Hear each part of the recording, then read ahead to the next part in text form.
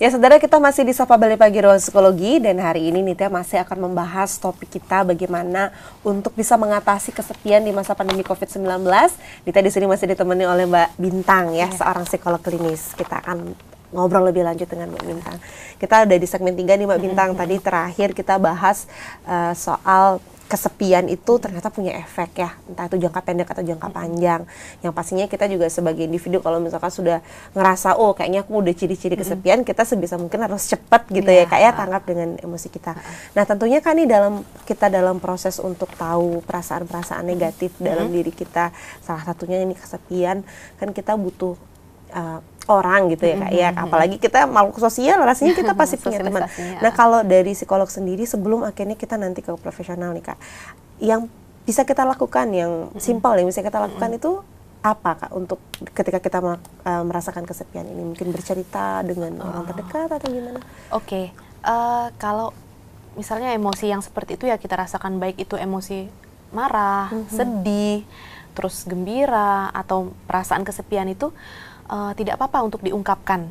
Nah, diungkapkannya itu bisa ke orang lain atau teman terdekat, atau mungkin kalau misalkan orang tersebut tidak familiar untuk bercerita dengan orang lain, udah dia dapat melakukan hal tersebut atau mengungkapkan perasaannya dengan cara kayak misalkan mungkin menggambar, nulis puisi, pokoknya mencurahkan segala sesuatunya.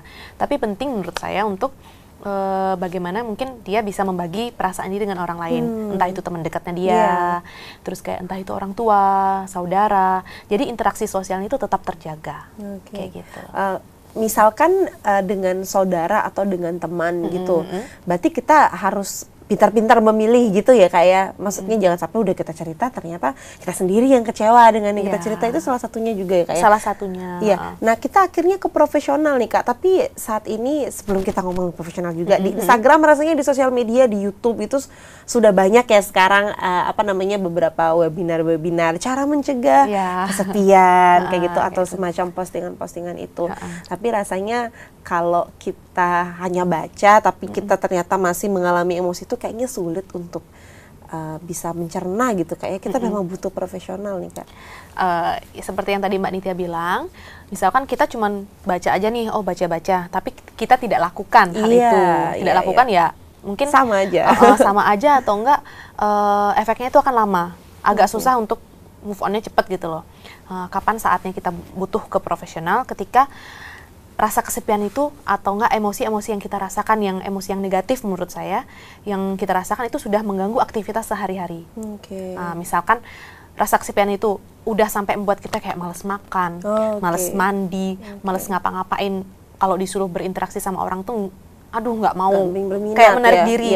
Nah itu kan udah menjadi suatu kejanggalan, tidak seperti orang pada umumnya. Nah itu boleh ke profesional, seperti itu. Berarti karena beberapa juga yang sering saya dengar, wah kita ngapain ke psikolog gitu misalkan, kan saya nggak gila dan sebagainya. Itu berarti kan nggak selalu seperti itu ya Kak ya? Tidak selalu seperti itu. Nah inilah tugas berat bagi kami para tenaga kesehatan mental, para tenaga profesional, untuk mengurangi stigmatisasi bahwa ketika kalian ke profesional, entah itu ke psikolog atau ke psikiater, itu bukan berarti gila.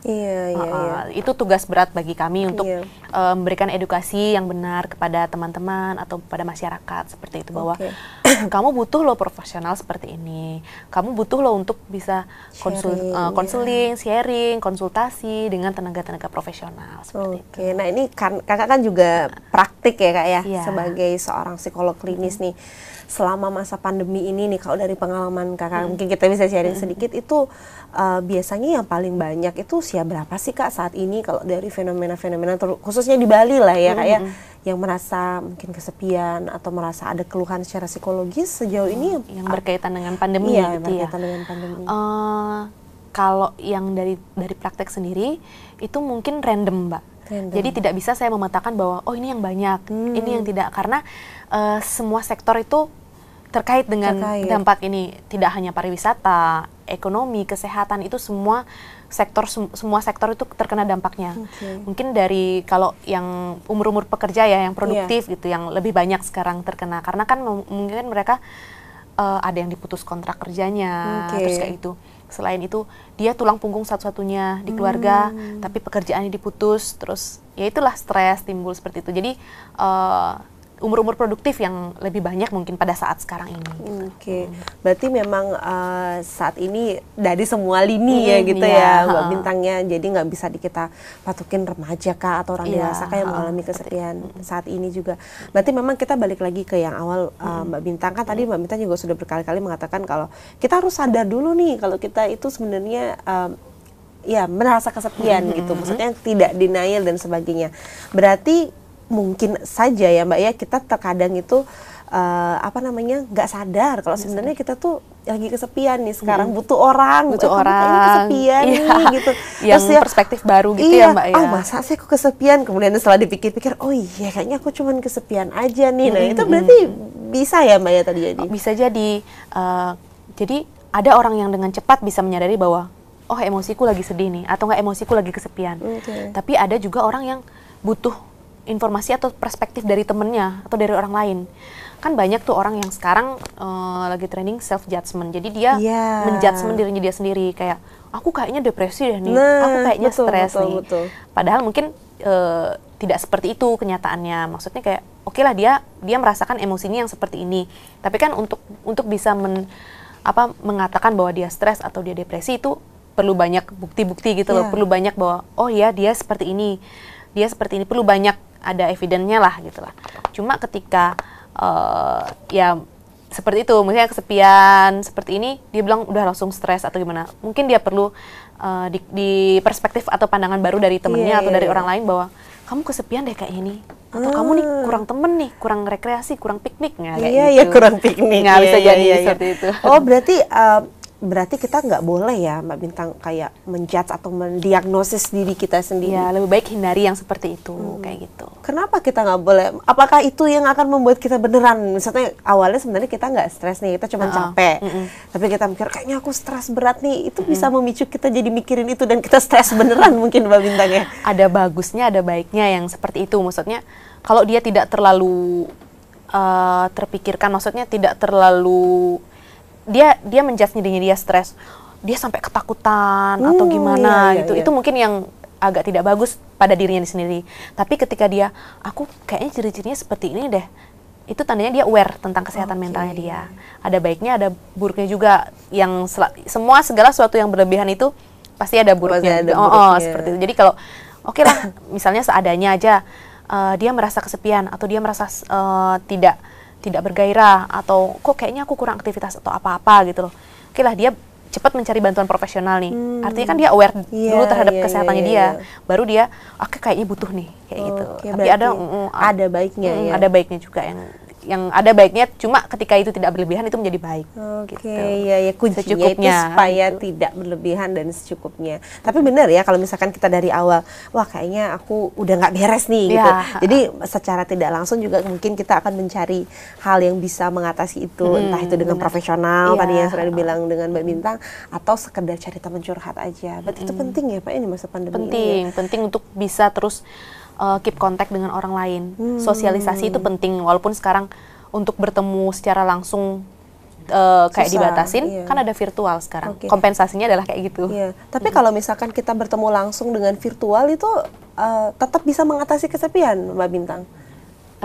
Atau lebih baik ketemu? Tergantung lagi orangnya.